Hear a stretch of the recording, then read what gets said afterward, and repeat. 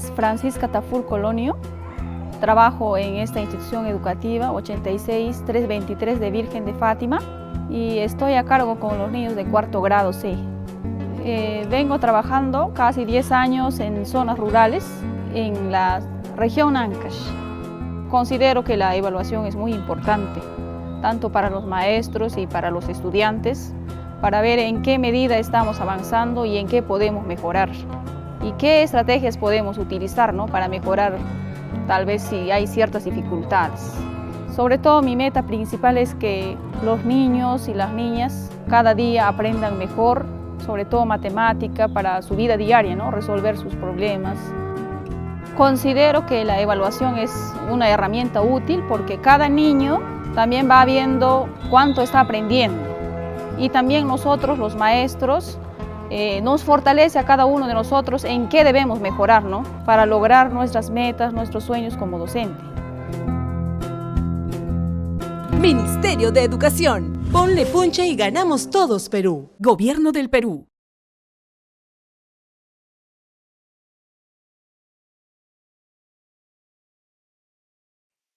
Muy buenas tardes y bienvenidos a nuestro webinar UMC Evaluar para Mejorar. Estamos conectados en esta multitransmisión desde las plataformas de Facebook de UMC, Perú Educa y de Minedu. Como cada jueves conversamos sobre las evaluaciones de logros de aprendizaje, las evaluaciones nacionales e internacionales y sobre todo sobre las evidencias y hallazgos que se obtienen a partir de estas evaluaciones y las sugerencias pedagógicas que se construyen con estas evidencias que no solo son de un año, sino que parten de diferentes años en los que han sido implementadas las evaluaciones de logros de aprendizaje. En nuestros webinars anteriores hemos estado conversando sobre sugerencias pedagógicas en el área de lectura, en el área de matemática también, y hoy vamos a ver algunas sugerencias pedagógicas que nos ayuden a mejorar los aprendizajes en matemática. Para poder ahondar en este tema y comprender un poco más sobre cómo puede contribuir esto también al desarrollo de la competencia matemática, nos acompaña Percy Merino, quien es especialista de la UMC. Bienvenido, Percy. Hola, Helen, ¿cómo estás? Muchas gracias por la invitación. Una vez más, contento por compartir con ustedes este espacio. Gracias a ti por acompañarnos hoy. Y bueno, como sabemos, el aprender matemática es primordial, no solo para el desarrollo del conjunto de habilidades y conocimientos que le pueden servir en la vida personal y profesional, sino porque además esto puede ayudar al estudiante que pueda resolver situaciones que se dan en diversos contextos de su vida, en el día a día, ¿no? Y en los diferentes contextos en los que se encuentra, y esto además el aprender matemática puede ayudarla a que lo haga con solvencia y que tome mejores decisiones en beneficio también propio como de la sociedad. Y por ello es importante incorporar estas sugerencias pedagógicas también en el aprendizaje de la matemática. Pero antes de ahondar mucho más en ello, Percy, tal vez nos puedes comentar qué estrategias podrían ser las más efectivas para mejorar la resolución de problemas en matemática, considerando justamente que esto es fundamental para que ellos puedan adquirir estos conocimientos y habilidades. Bien, bueno, una vez más gracias, Helen, por la invitación y, bueno, gustoso de compartir este espacio. La pregunta definitivamente es compleja, no existe una receta específica para poder lograrlo, pero sí hay aspectos que son fundamentales en el desarrollo vamos a decir, en la búsqueda de mejorar en la resolución de problemas en matemática en nuestros estudiantes. Un aspecto, por ejemplo, importante, crucial, es que nuestros estudiantes interpreten de manera correcta las etapas involucradas en la resolución de problemas. Y obviamente estas oportunidades se las tiene que dar el docente.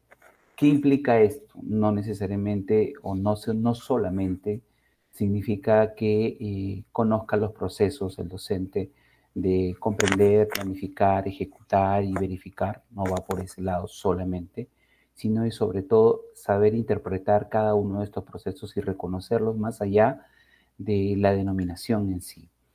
Tener claro que el plan o las etapas dentro de la resolución de problemas, que es vital, involucra reconocer un conjunto de procesos cognitivos, todos los procesos cognitivos que se ponen en juego al resolver un problema. Por otro lado, también es importante que el docente promueva espacios en los que los estudiantes exploren, experimenten o generen nuevas situaciones problemáticas a partir de su propia creatividad. Plantear situaciones que sean significativas y funcionales, que tengan un sentido en el contexto o una relevancia en el contexto en el que ellos están. Fomentar un adecuado clima para alimentar el retroalimentar a partir del error. Sabemos que estos espacios de retroalimentación muchas veces no son fáciles de, digamos, implementar, pero creo que haciendo el esfuerzo de parte de todos los docentes, sobre todo en el área de matemática, de darle al error ¿cómo se dice, no? La oportunidad de aprender, es decir, a partir del error aprender, el estudiante pueda aprender, pueda comprender aquellas nociones que de repente no han quedado totalmente claras o consolidadas y no ser un espacio en el que el estudiante se vea intimidado o piense que pueda ser sancionado a partir de este error. Fomentar también espacios, es importante que se fomente espacios donde haya discusión, debate, análisis, más allá de solamente, vamos a decir, copiar lo que el maestro dice o escuchar lo que el maestro explica. Esos espacios van a dar pie a la argumentación y a la justificación, que son una de las habilidades más interesantes dentro del aprendizaje de la matemática. Y un aspecto también muy importante tiene que ver dentro de las estrategias el uso adecuado y pertinente del material concreto. No quedarnos solamente, como sabemos, en lo lúdico, sino también que este material concreto sea un espacio en el cual los estudiantes, junto con el docente, y guiados por él, tengan un espacio para razonar, para pensar y para construir, a partir del razonamiento y la creatividad, el aprendizaje de una noción matemática. Junto con ello también los recursos digitales, que son muy importantes, ¿no? En el que el docente no solamente tiene que hacer uso de estos recursos, los softwares libres o lo que fuere para poder desarrollar habilidades, por ejemplo, geométricas o vinculadas a la regularidad o al álgebra en general. Es importante que también el docente sepa que ese espacio no va a ser un espacio para que haga lo mismo que hizo en la pizarra, sino para que de pronto genere situaciones más bien menos directivas y mucho más involucradas a despertar en el estudiante ese interés y esa creatividad por la matemática. Gracias, Percy. Y mencionábamos en el principio del webinar que estos hallazgos, estas sugerencias parten de las evidencias que se obtienen en las evaluaciones de logros de aprendizaje, que precisamente no solo analizan los aprendizajes que los estudiantes han logrado o están logrando, sino también los desafíos que se pueden identificar para que de alguna manera los estudiantes lleguen a esos aprendizajes. A partir de estas evaluaciones que se implementan, se logra identificar eso también. ¿Cuáles han sido los principales desafíos o dificultades que han identificado en las evaluaciones nacionales respecto al aprendizaje de la matemática y cómo esto impacta en el desarrollo de las competencias matemáticas en los estudiantes?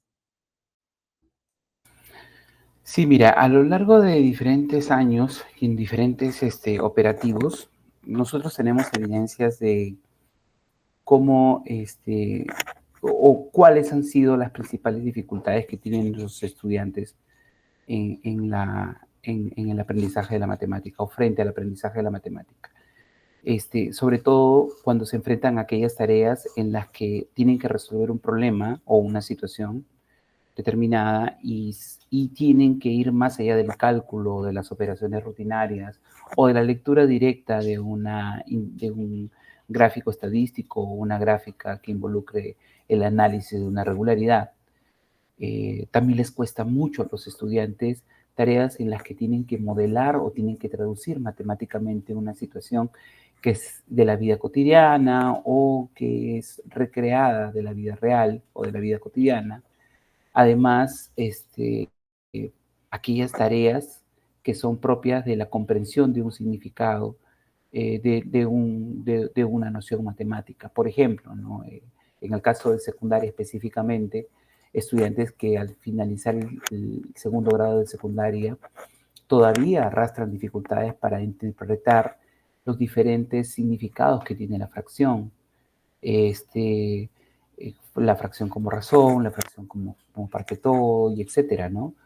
Y de la misma manera, por ejemplo, para las probabilidades, ¿no? Sabemos que en las probabilidades están los diferentes significados que tienen, desde los intuitivos en los primeros grados de la escolaridad hasta los significados ya más, digamos, un poquito más complejos, que son las probabilidades, su significado como probabilidad experimental. Entonces, ese tipo de situaciones, poder distinguirlas, diferenciarlas unas de otras, les cuesta todavía bastante.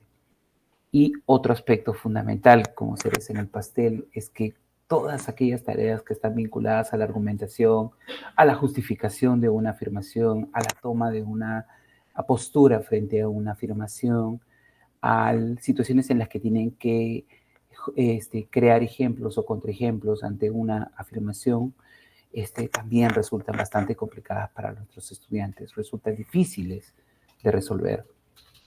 ¿Qué impacto puede tener en ellos este tipo de dificultades? Bueno, lo que evidenciamos es que normalmente encontramos estudiantes que son muy pasivos, poco proactivos frente a una tarea, acostumbrados tal vez a que el docente les diga el paso o el camino a seguir para resolver el problema, el pensar cuál es la estrategia operativa para poder resolver si el problema de los niños, ¿no? Los niños más pequeños. Este problema es de suma, de resta, multiplicación, división. Profesor, esto se resuelve con el mínimo o con el máximo, muchas veces dejándose llevar por el uso de la palabra clave, ¿no? Para poder llegar o tratar de resolver un problema.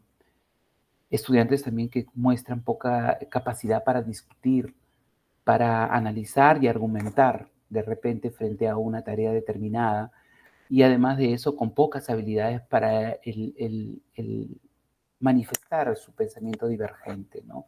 Están todavía muchas veces con el pensamiento no solamente concreto, sino que además muy metido, digamos, en una cápsula y nos cuesta pensar de manera diferente, creativa, inusual, para poder, por ejemplo, resolver situaciones que no necesariamente tienen que ser problemas, ¿no? Sino incluso hasta formas diferentes, por ejemplo, de resolver una operación matemática o representar una noción matemática.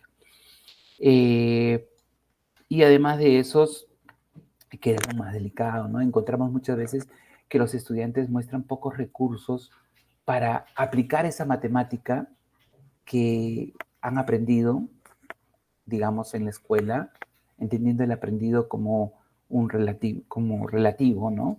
Han aprendido en la escuela, porque a la hora de la hora, cuando están ante una situación en la que de la vida cotidiana tienen que aplicar un conocimiento matemático, a veces ocurre que nuestros estudiantes no saben cómo utilizar esa noción o cuál es la noción matemática que finalmente les va a servir para resolver un problema del contexto real o del contexto cotidiano, o una situación tan sencilla, ¿no? Que pueda de repente aplicarla o utilizarla para, por ejemplo, ¿no? Construir un marco de una foto, estimar la cantidad de pintura que utilizamos al pintar las paredes de un cuarto, este tipo de situaciones que de alguna manera los tiene que llevar a reflexionar sobre lo que han aprendido y actuar, como dicen, ¿no? En la definición de la competencia, de manera deliberada para saber cuál es el conocimiento y cuáles son las habilidades que pone en juego para poder determinar o resolver la solución a un problema. Eso es lo que se puede evidenciar como un impacto de nuestros estudiantes. Helen. Gracias, Percy. Y nos mencionabas varios desafíos que bueno, han sido identificados con las evidencias de las diferentes evaluaciones nacionales no solo en el año anterior, sino a lo largo del tiempo, porque la competencia matemática se viene analizando en las diferentes evaluaciones, tanto nacionales como internacionales, y a partir de esos hallazgos pueden identificar estos desafíos. Una de las capacidades de la que se habla precisamente en el informe también es traduce y la argumentación matemática también.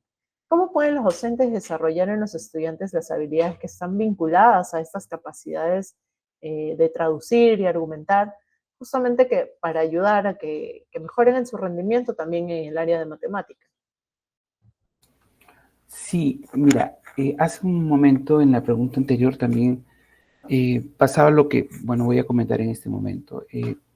Estas dificultades y estos posibles aspectos donde afectan las dificultades en nuestros estudiantes no son propias de un grado ni de un operativo en especial, ni un año en especial, es en general a lo largo de toda la escolaridad en nuestras evaluaciones y a lo largo de los años hemos podido verificar que estas son las dificultades que se presentan. Pero también hemos podido verificar que a lo largo de los años, digamos, las tareas que están más enfocadas o que priorizan de alguna manera, dada su construcción, su naturaleza, sus características, aquellas tareas que priorizan la capacidad de traducir y la capacidad de argumentar, son las tareas que resultan más difíciles para nuestros estudiantes. No son nada sencillas. Esto no quiere decir, ojo con eso, que son tareas que son sumamente difíciles y que siempre están en la parte más alta de nuestra escala, por decir, pensando en ítems de menor a mayor dificultad, para nada. Tenemos tareas en todo, digamos, de todo nivel, en diferentes capacidades a lo largo de nuestra, digamos, escala de dificultad, por llamarlo de alguna manera. Pero sí somos conscientes de que estas tareas que tienen énfasis en este tipo de capacidades son siempre desafiantes para nuestros niños o para nuestros jóvenes estudiantes. ¿Qué hacer ante esto? ¿Qué estrategias podríamos utilizar para poder, de alguna manera, ir trabajando sobre estas dificultades que tienen nuestros estudiantes vinculadas a la argumentación y al modelamiento o a la traducción de situaciones de la vida real a la matemática? Un aspecto, por ejemplo, importante es que nosotros como docentes le demos la oportunidad a los estudiantes de enfrentarse a tareas que no sean preguntas o tareas con preguntas cerradas, sino que se enfrenten a tareas abiertas, vamos a decirlo de una forma. Es decir, que los estudiantes sepan que al enfrentarse a esta tarea no hay una respuesta que marcar, sino más bien tienen que encontrar la respuesta a partir de ese análisis, esa decisión de utilizar determinadas estrategias luego de haber planificado la posible solución a la tarea. Pero por otro lado, enfrentarse a una tarea abierta le da ciertas ventajas al estudiante para desarrollar otras habilidades vinculadas a la argumentación. Por ejemplo, cuando la tarea involucra más de una solución, ¿no? O más de una respuesta, o cuando no tiene respuesta.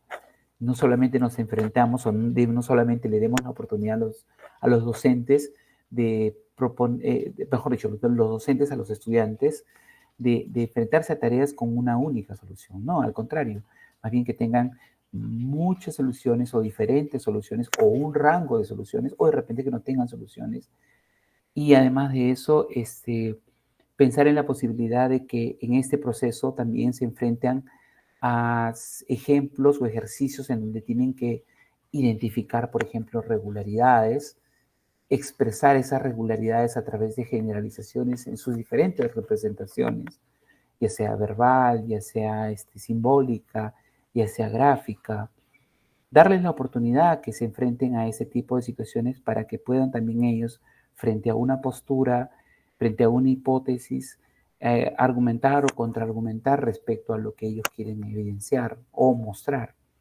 Dentro de todo este proceso también podríamos darle oportunidades a que los estudiantes modelen una situación o traduzcan de manera matemática una situación, que no solamente se vayan por el cálculo, por lo operativo, por el resolver, sino que también tengan esos espacios en los que ellos tengan que identificar qué expresiones matemáticas dichas de formas diferentes, verbal, simbólica, matemática, gráfica, pero de muchas maneras diferentes puedan entender cómo se representa un modelo matemático, una situación aditiva, por ejemplo, para el caso de los niños más pequeños, no expresarles resultados, sino la forma matemática, cómo puede resolverse a través de una operación o a través de una representación gráfica o a través de una expresión verbal. Además de eso, dentro de todas las representaciones, una que es muy importante, no digo que sea la más importante, pero que una que es muy importante dentro del tipo de representaciones que nuestros estudiantes se deben enfrentar son las representaciones gráficas. Y no hablo solamente de las formales, ¿no? También pueden ser diagramas, pueden ser esquemas, porque el uso de diferentes representaciones gráficas parece mentira, pero ayuda mucho a la comprensión. Cuando quiero trabajar fracciones, cuando quiero trabajar decimales, cuando quiero trabajar la idea de función, cuando quiero trabajar las situaciones aditivas de comparación, por ejemplo, en niños muy pequeños, utilizar los gráficos de barras, cuando quiero expresar, por ejemplo, el comportamiento de determinadas magnitudes de cambio, ¿no? Puedo verlo en una tabla, puedo verlo en una representación gráfica, evaluar la pertinencia, si esa representación gráfica es, vamos a decir, valga la redundancia, pertinente o no frente a la situación que yo quiero analizar. Digamos, de alguna manera, esos son pasos que nos podrían ayudar a vamos a decir, desarrollar este tipo de, digamos, habilidades vinculadas a la argumentación y a vamos a decir, el modelamiento matemático. Gracias, Percy. Y en base a las evidencias de sistema, ¿qué acciones podrían tomar los docentes para fortalecer el aprendizaje en matemática? Nos has mencionado algunas en la capacidad traduce y en argumentación, pero de repente nos puedes dar también algunas para los estudiantes que aún no han alcanzado los aprendizajes esperados según el Currículo Nacional de Educación Básica. ¿Cuáles podrían ser esos? Sí, mira, respecto a eso, es importante primero que nada que el docente identifique o reconozca rápidamente cuáles son las necesidades y las ausencias de sus estudiantes. Eso es importantísimo. Si no tenemos ese punto de partida y no lo hacemos en el tiempo más breve posible al inicio de este año escolar, como que dejar que pase más el tiempo y que más adelante eso ocurrirá es complicado.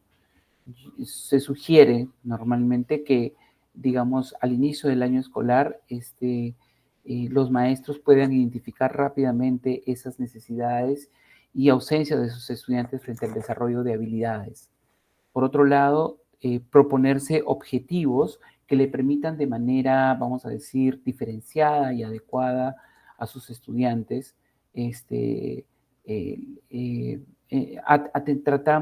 buscar atender esas necesidades que ellos tienen, en otras palabras.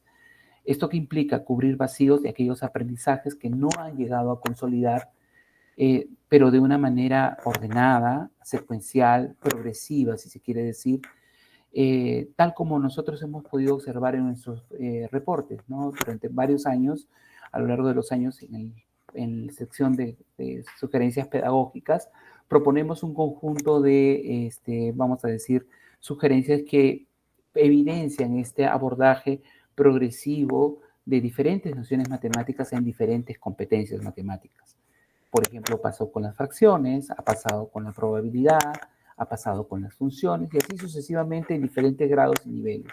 Entonces, repito, primero la atención a saber qué necesidades tiene, qué vacíos tienen los estudiantes y sobre eso proponerse un plan, un objetivo para ver la manera diferenciada de atender a estas necesidades de nuestros chicos, entendiendo que esta atención, como les decía, es progresiva y además de eso es importante entender que, y acá viene un aspecto importante dentro de la naturaleza de la matemática, ¿no?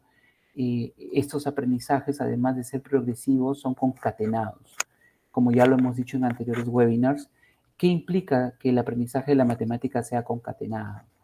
Implica de que si tú no consolidas un aprendizaje previo, lamentablemente cuando quieres adquirir nuevos aprendizajes, no solamente diferentes, sino de mayor complejidad, no se van a poder comprender de manera adecuada, porque la matemática te lleva o te obliga, entre comillas, a primero conocer esos aprendizajes previos para poder luego consolidar aprendizajes más complejos. Un ejemplo muy sencillo ocurre con los porcentajes, ¿no? El niño no podría comprender claramente porcentajes y no podría tener, digamos, esa versatilidad para poder representar situaciones vinculadas con porcentajes, por ejemplo, a través de un gráfico, si no conoce la vinculación o si no ha llegado a comprender de manera pertinente o adecuada cómo el porcentaje nace de haber comprendido adecuadamente la fracción. ¿De acuerdo? Entonces, eso es un ejemplo de cómo esto nos lleva a que necesariamente, habiendo ya identificado las dificultades de nuestros niños, planeemos un conjunto de actividades que nos permitan llevar de manera gradual, progresiva, atendiendo a estas necesidades que tiene el niño, pero siendo conscientes de que hay aprendizajes que no nos podemos saltar, que tienen que ser parte de la formación del niño. Por otro lado, promover situaciones en las que los estudiantes se enfrenten a diferentes representaciones matemáticas. Una de las características, digamos, más comunes para poder evidenciar si un estudiante está comprendiendo una noción matemática es cuando el chico es capaz de utilizar de manera flexible la noción utilizando diferentes representaciones. Ya lo hemos dicho también en anteriores webinars, ¿no? Representaciones gráficas, simbólicas, verbales, tabulares, que de alguna manera lo inviten a crear y a representar la situación que están enfrentándose frente a una tarea. Y por otro lado, y esto es importantísimo dentro del proceso de atender a sus necesidades, es la necesidad de atender a los errores. Analizar los errores de los estudiantes es sumamente vital. No para, de repente, generar zozobra en ellos, ni cuestionamientos en ellos, ni cuestionamientos en nosotros como docentes, sino al contrario, para meternos en la cabecita de los niños o de los adolescentes y saber cómo están pensando y a partir de ellos hacer sin mencionar nombres ni nada, sino hacer una presentación de los errores más comunes y analizar junto a ellos esos errores tan frecuentes y escuchar de ellos qué pensaron en su cabecita para poder, digamos, desarrollar o mostrar de esta manera la resolución de un problema que conlleva un error, que contiene un error. Finalmente, es importante proporcionar retroalimentaciones o devoluciones precisas y oportunas, ¿no? Con sugerencias que sean claras, pero que no sean directivas. Ojo con eso, las retroalimentaciones pueden tener diferente naturaleza, sabemos. Sabemos también que la retroalimentación más, digamos, ideal es aquella retroalimentación que resulta ser la que le ayuda a reflexionar al estudiante, a pensar más allá de lo evidente, a identificar por sí mismo su error, pero a veces, esa es la teoría, en la realidad muchas veces no es fácil que el chico llegue a identificar su error a partir de una retroalimentación así. Entonces tenemos que usar nuestras tres maneras o las formas diferentes de retroalimentar. La orientadora, por ejemplo, hablando de un marco de tipos de retroalimentación, la orientadora, la valorativa, pero también la reflexiva. No quedarnos solamente en las felicitaciones o no quedarnos solamente en lo has hecho mal, vuélvelo a hacer, sino que además generar esos espacios en los que los chicos puedan, a través de un modelado, a través de un andamiaje que el docente genera, puedan ir construyendo su aprendizaje cuando muchas veces a algunos estudiantes no les resulta fácil generar esos espacios de reflexión y darse cuenta ellos mismos de su error. Así es.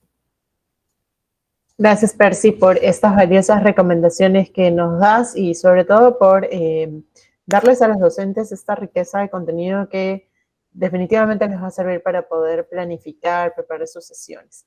En este bloque hemos estado conversando sobre algunos desafíos y sugerencias pedagógicas que puedan ayudar a mejorar las capacidades matemáticas con las evidencias que se obtienen de las evaluaciones y logros de aprendizaje. En nuestro siguiente bloque vamos a seguir ahondando en algunas sugerencias pedagógicas, así que los invitamos a que puedan ir dejándonos sus preguntas en los comentarios de Facebook y que además, si todavía no se han podido conectar a nuestra transmisión, puedan compartir esta transmisión para que más docentes, especialistas pedagógicos y también directores se puedan sumar a nuestro webinar de hoy. Estamos hablando sobre sugerencias para mejorar las competencias matemáticas. Y con nosotros se encuentra Percy Merino. Vamos a ver un video y regresamos en breve con nuestro siguiente bloque.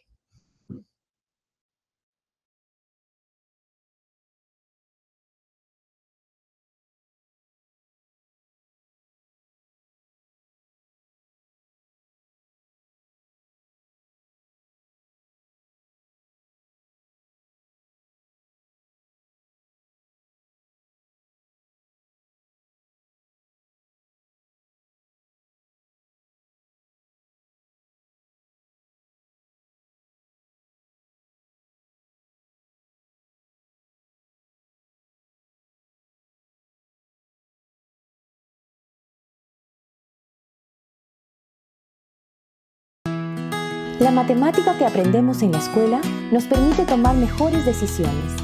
Abuelita, ¿a dónde irás con mi papá? Saldremos a la reunión comunal. Hoy revisaremos cuánta agua le toca a cada familia. Asu, debe ser muy difícil que tantas personas se pongan de acuerdo. En realidad, es más sencillo de lo que parece. Así es. El agua que está en los pozos se reparte en diferentes cantidades dependiendo del tamaño de los terrenos que tiene cada familia.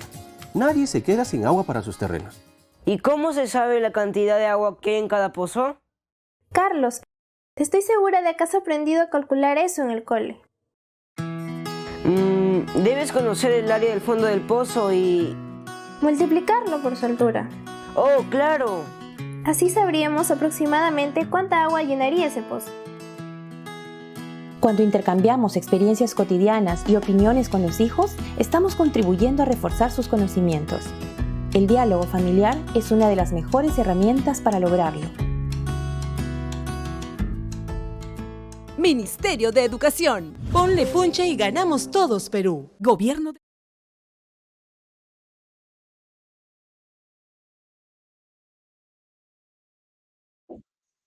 Estamos de regreso en nuestro webinar de hoy, conversando sobre sugerencias pedagógicas para mejorar la competencia matemática. Con nosotros se encuentra Percy Merino, quien es especialista del OMC, y en nuestro bloque anterior, si no se han podido conectar, no se preocupen que va a quedarse grabado esta transmisión. Hemos estado conversando sobre los desafíos identificados para poder desarrollar las competencias matemáticas. Además, Percy nos ha brindado algunas recomendaciones pedagógicas que podrían implementar los docentes, por ejemplo, para potenciar, fortalecer la capacidad de traducir y la argumentación matemática, que como mencionó, se encuentran estas competencias abordadas con mucho más detalle en los informes pedagógicos, no solo del 2023, sino de todos los años anteriores.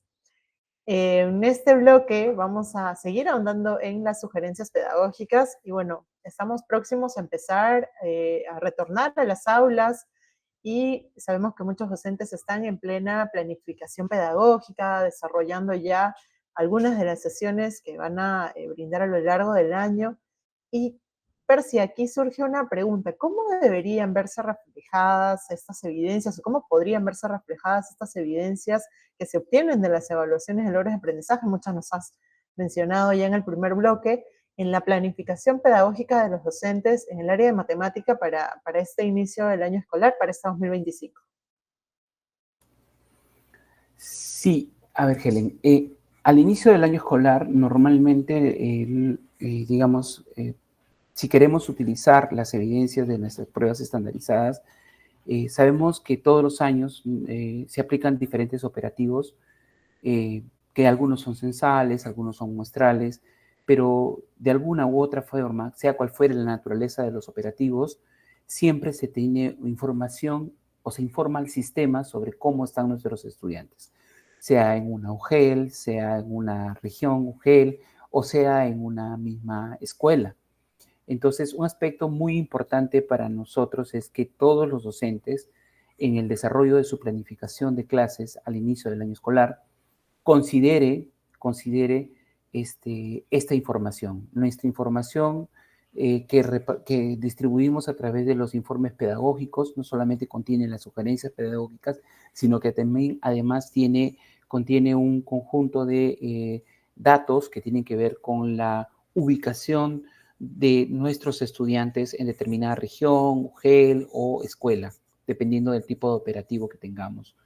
Esto es importante, reconocer o saber dónde se encuentran nuestros estudiantes y hacia dónde debemos apuntar. Y para poder identificar eso, como muestra la presentación, es importante que todos los docentes en el área de matemática visualicen, identifiquen el mayor porcentaje de sus estudiantes, dónde están, y a partir de ahí decir, esto es lo que saben, porque vamos a poder conocer qué es lo que sí saben o qué es lo que le falta conocer a través de las descripciones de los niveles de logro de aprendizaje. Estos niveles de logro son vitales para poder, digamos, plantear o replantear nuestras planificaciones curriculares en el área de matemática. Poder identificar cómo está distribuida mi población en el aula, por ejemplo, cuántos estudiantes tengo en satisfactorio, en proceso, en inicio, y a partir de ello atender de mejor manera dentro de la planificación que tenemos las necesidades o mejorar las fortalezas que ellos tienen, ¿de acuerdo? En ese sentido, debemos recordar que los niveles de logro no son, digamos, no es el currículum, pero sí tiene correspondencia o está concatenado con todo lo que el currículum, el programa curricular propone y los estándares proponen. Es decir, además de los referentes que son vitales e importantes, que es nuestro currículum, mirar al estándar, mirar los desempeños que deberían haber logrado nuestros estudiantes, también podemos ver los niveles de logro que nos dan un mapeo general de cómo podrían estar nuestros niños y cómo deberían estar en el caso de estudiantes que todavía no llegan o no alcanzan el nivel satisfactorio. Esto es importante que lo consideren y, como les digo, en el informe en el informe pedagógico están los valores cuantitativos, pero además también las necesidades o las sugerencias cómo atender a estas dificultades. No los dejamos ahí como que en el aire, abandonados a la suerte, no. También existen esa posibilidad de poder aterrizar estas necesidades y cómo superarlas. Gracias, Percy, por explicarnos un poco más sobre cómo pueden los docentes incorporar estas evidencias también en la planificación pedagógica. Como decíamos, estamos próximos ya a comenzar el año escolar, en marzo a menos, bueno, un poquito más de un mes para poder retornar a las aulas y es importante poder mirar estas evidencias que se obtienen en las evaluaciones de logros de aprendizaje. Y desde tu experiencia como docente y especialista de evaluación de la UMC, ¿cuáles consideras que son los principales desafíos que ocurren, que suceden en la enseñanza de matemática durante el inicio del año escolar y cómo podemos atenderlos? ¿Cómo podría el docente atender estos desafíos? Sí, cuando hablamos de la enseñanza estamos obviamente hablando de los docentes, ¿no? Y dentro de nuestra más o menos experiencia como docente y también como especialista en evaluación, definitivamente hemos podido evidenciar en los diferentes talleres que hemos desarrollado a lo largo de estos años que nuestros docentes tienen serias dificultades para interpretar de manera adecuada los estándares de aprendizaje, digamos, interpretar la intención que tienen ellos, interpretar las también características de estos estándares de aprendizaje y los propósitos que tienen. Y junto con ello, esta relación que tiene con los niveles de desempeño y con los niveles de logro que tenemos en las evaluaciones censales. Para esto es necesario que nuestro digamos, plan de atención pase por esa adecuada interpretación de estos estándares, de estándares de aprendizaje, niveles, y niveles de logro, ¿de acuerdo? ¿Y por qué? Porque necesitamos saber dónde estamos con nuestros estudiantes y pensar en estrategias que nos permitan llegar a donde queremos llegar, que son, que sabemos es considerar este nivel satisfactorio que va en correspondencia a los estándares de aprendizaje. Por otro lado, también es importante ser minucioso al realizar una actividad de diagnóstico que nos permita ver, observar, analizar las habilidades y los conocimientos logrados por nuestros estudiantes. No basta con aplicar una prueba y tomar la prueba al inicio del año, por ejemplo, una prueba diagnóstica, y colocar una nota, ¿no? Sino es importante ir más allá de la nota, ¿no? Evidenciar, por ejemplo, a través de una relación de indicadores de logro, un conjunto de regularidades o patrones que nos permiten entender o comprender, identificar primero que nada las dificultades de los estudiantes, pero además de eso, comprender por qué están ocurriendo estas dificultades. Entonces, este conjunto de, vamos a decir, de situaciones que involucran un conjunto de indicadores que no han sido alcanzados, son los que nos van a permitir identificar esas necesidades o esos vacíos que tienen los estudiantes. Además, ya a lo largo del año escolar, es importante que nosotros como docentes comprendamos la naturaleza real de los refuerzos escolares. Los refuerzos escolares, digamos, ¿en qué sentido? En el sentido que deben darle la oportunidad a los estudiantes a cubrir esos vacíos, claro está, que no han llegado a cubrir en años anteriores, pero además deben aspirar a alcanzar los aprendizajes que realmente deben alcanzar al finalizar un grado.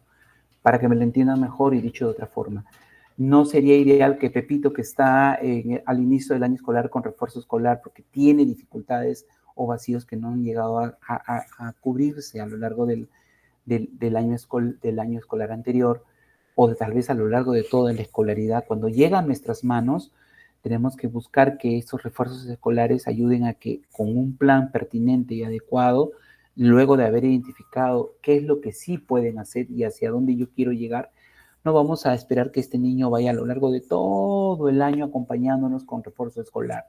Nuestra meta, nuestro objetivo debería ser, en la medida de las posibilidades o de nuestras posibilidades, que si empezamos, por ejemplo, con 10 niños en el refuerzo escolar, a lo largo del año esos 10 ya no sean 10, sean 5, sean 6, sean 4, sean 2 o quede uno de repente.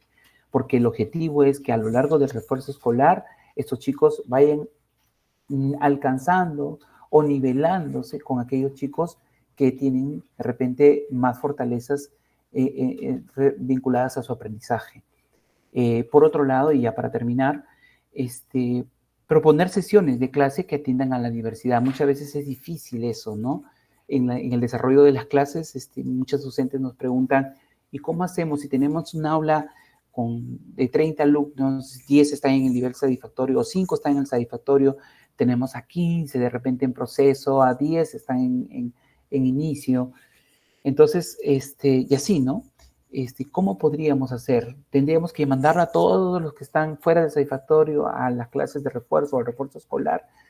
Podría ser casos muy puntuales, eso lo tenemos claro, pero podríamos darle la oportunidad a nuestros estudiantes que dentro del desarrollo de sus sesiones de clase, ¿no?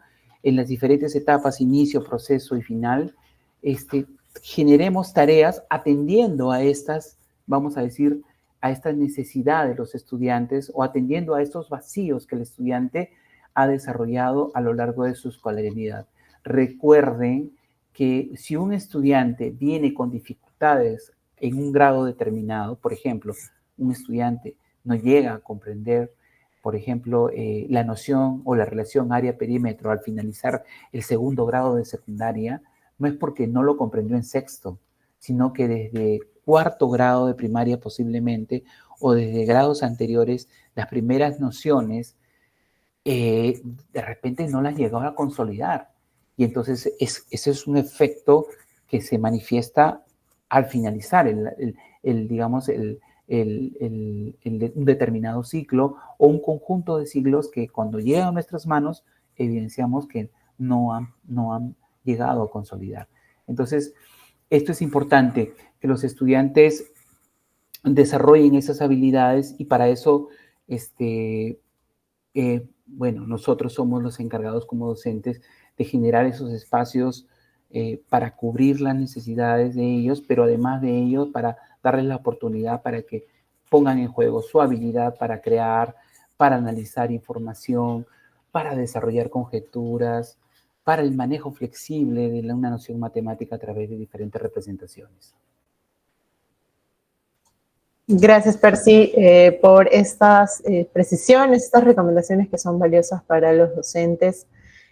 Vamos a hacer una pausa para poder ir a nuestro siguiente bloque y además recordarles que pueden dejarnos sus comentarios y saludarnos también a través de los comentarios y preguntas en la plataforma de Facebook donde están conectados. Vamos a responder sus preguntas en el siguiente bloque. De hecho, no vamos a poder responder todas, sabemos que están llegando muchas preguntas, pero vamos a tratar de responder algunas de ellas en la transmisión y las demás las vamos a responder por los comentarios. Así que pueden seguir compartiendo la transmisión y también dejando sus preguntas en los comentarios de Facebook. Vamos a ver nuestro dato UMC del día y volvemos.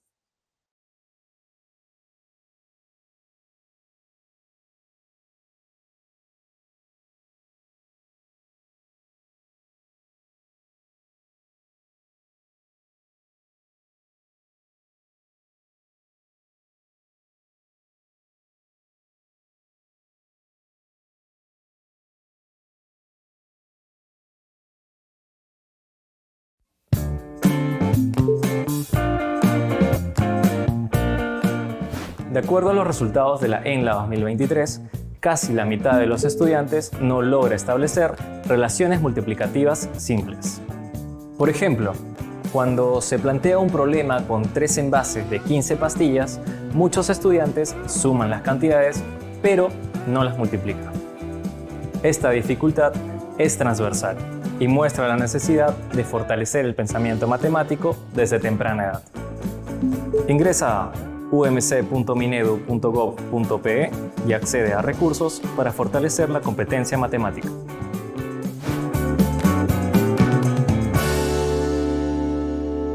Ministerio de Educación. Ponle punche y ganamos todos Perú. Gobierno del Perú.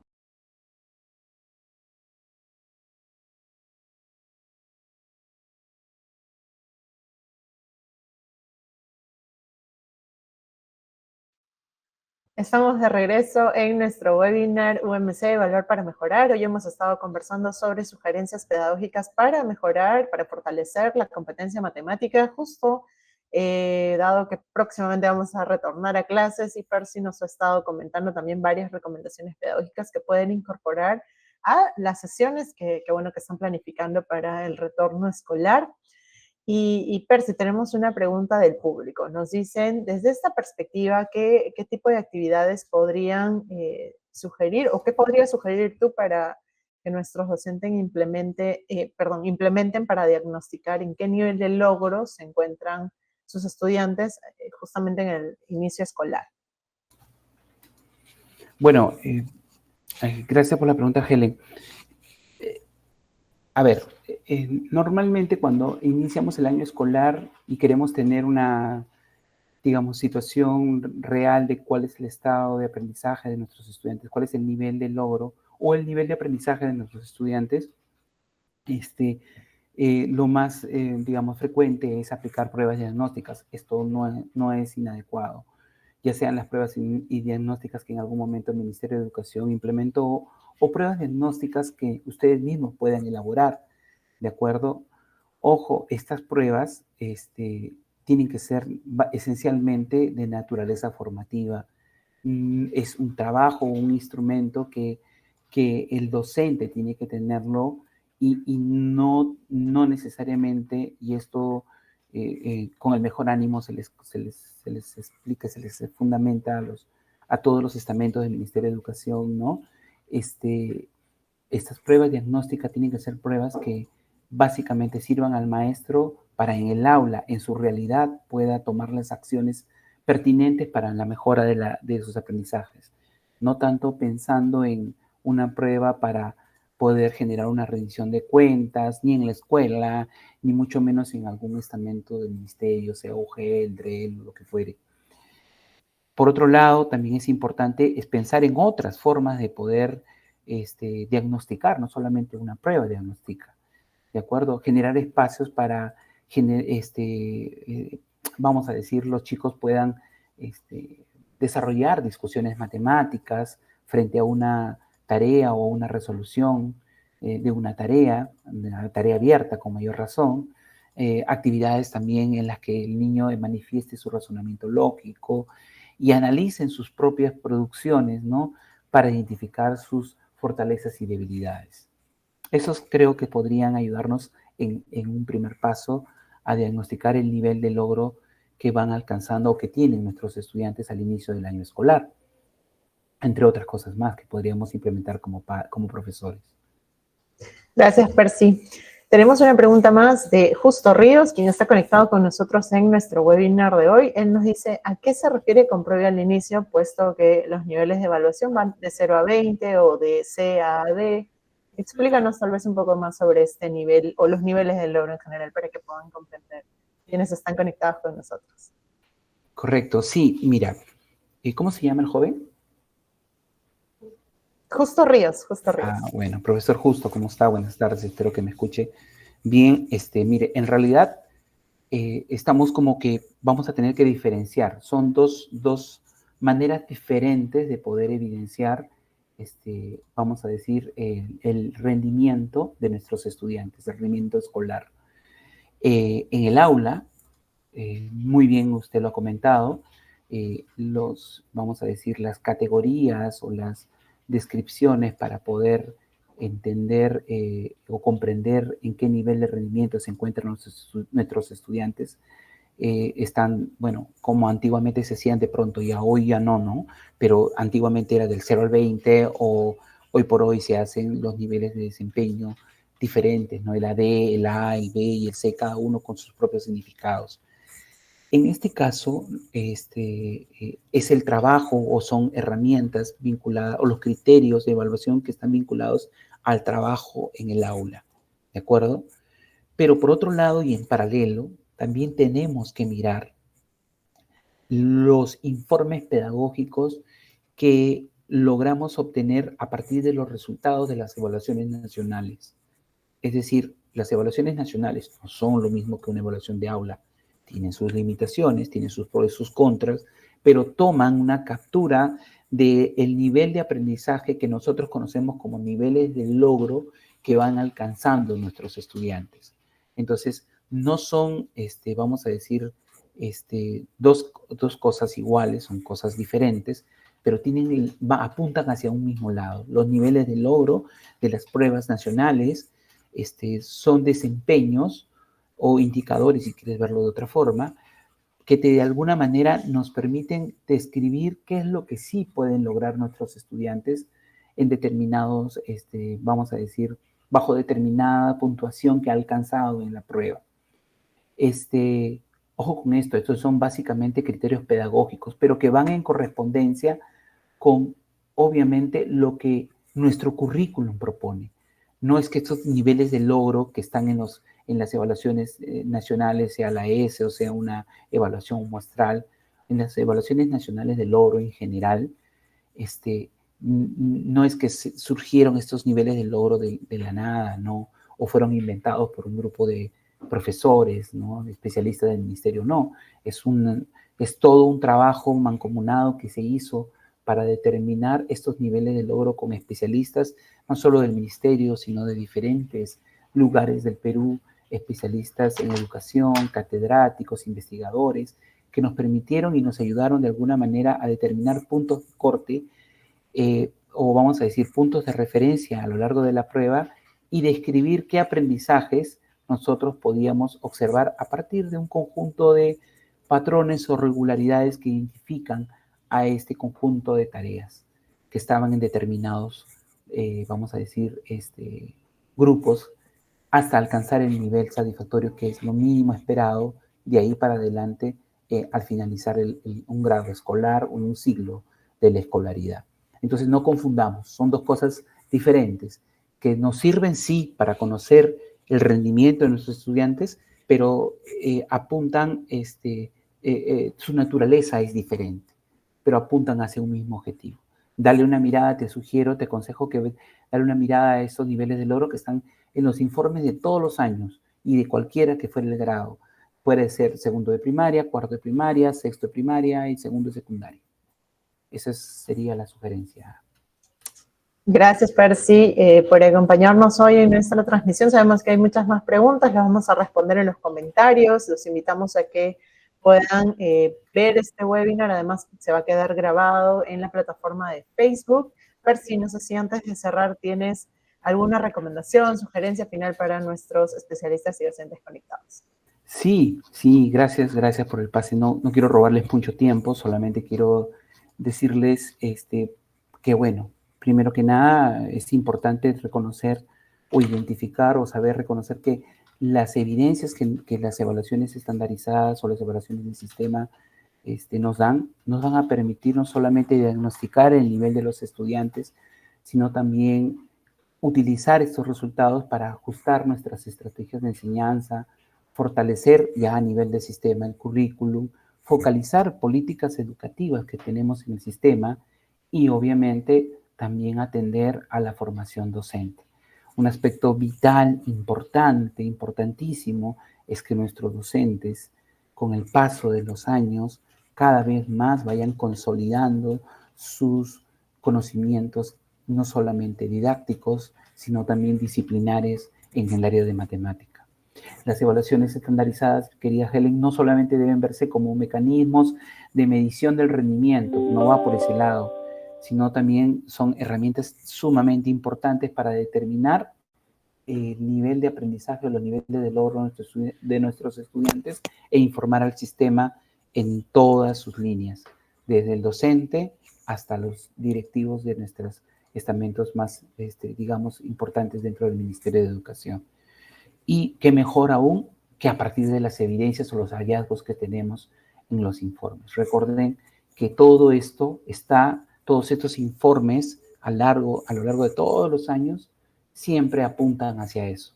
Dar una información sobre cómo están nuestros chicos, pero no quedamos solamente en eso, sino además hacemos el esfuerzo por informarles sobre el rendimiento de los chicos, pero también sobre aquellos aspectos que podrían reconocerse como logros, dificultades y las sugerencias pedagógicas que van a ayudar o van a orientar al docente a implementar mejor sus sesiones de clase y todas las acciones que tienen que tomar en beneficio de los chicos.